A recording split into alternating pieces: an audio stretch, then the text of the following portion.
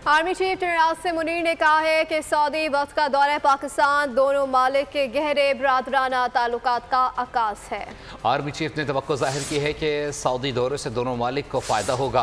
Army chief ने Saudi तिजारती वक्त को मुकम्मल हिमायत की यकीन दहानी भी करवाई है। सिपह सलार जनरल आसिम मुनीर की जानिब से सऊदी तिजारती वक्त का शानदार खैर मकदम, मुलाकात में मुकम्मल ताउन का यकीन दिलाया।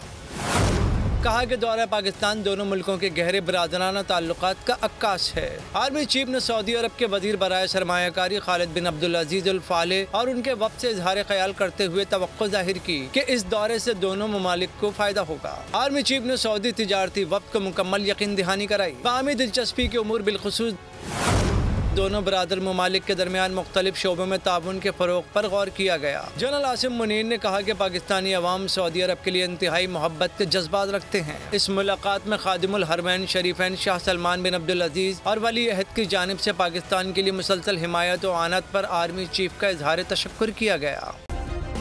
सब्सक्राइब करें और बेल दबाएं ताकि कोई खबर रह न जाए।